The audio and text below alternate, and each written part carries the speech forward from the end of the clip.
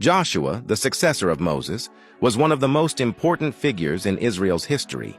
The man chosen by God to lead the Israelites into the Promised Land after 40 years of wandering in the wilderness. He was born in Egypt during the time of Israel's slavery and given the name Hoshea, meaning salvation. But Moses later renamed him Joshua, which means the Lord is salvation, a name that foreshadowed his destiny as the one who would bring deliverance and victory to his people. Joshua came from the tribe of Ephraim, one of the powerful tribes descended from Joseph, the son of Jacob, which gave him a strong bloodline connected to leadership, wisdom, and faithfulness. The tribe of Ephraim was known for its strength in battle and for its influential role in the history of Israel, often being considered the leading tribe among the northern tribes, and this background prepared Joshua to be both a military commander and a spiritual leader. Joshua first appears in the Bible as a young warrior when Moses appointed him to lead the Israelites in battle against the Amalekites in the wilderness. And with Moses' prayers and God's power, Joshua secured victory, proving his courage and faith. Later, when Moses sent 12 spies to explore the land of Canaan, Joshua, along with Caleb, was one of only 2 who brought back a faithful report, urging the people to trust in God as promised rather than fear the giants and fortified cities they saw. Though the people's rebellion delayed their entry into the Promised Land, Joshua's faithfulness set him apart, and God declared that only he and Caleb of that generation would live to see the land.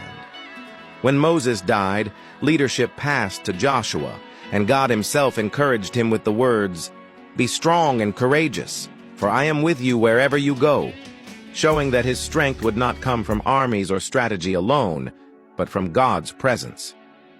As leader, Joshua led the Israelites across the Jordan River, where the waters parted just as they had at the Red Sea, proving that God's power was still with his people.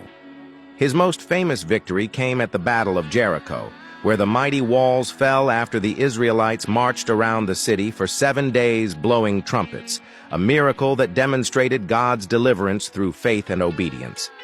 Joshua went on to lead Israel in a series of military campaigns, conquering major cities and defeating kings across Canaan, gradually taking possession of the land promised to Abraham, Isaac, and Jacob.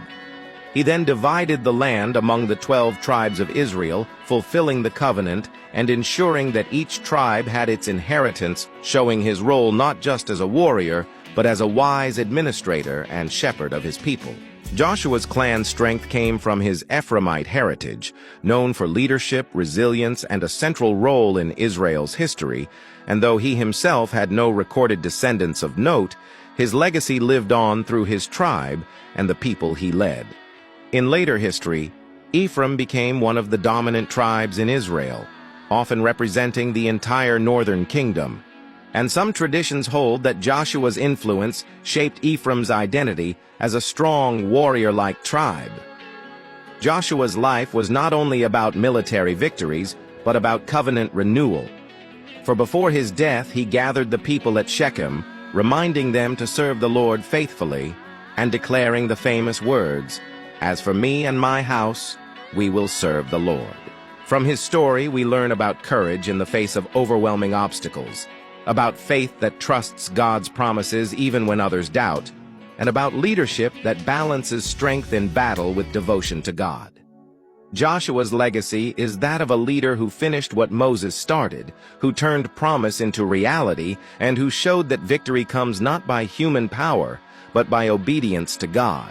His life stands as a timeless reminder that with faith, perseverance, and courage, we can overcome the giants and walls in our own lives, just as Joshua and the Israelites did in Canaan.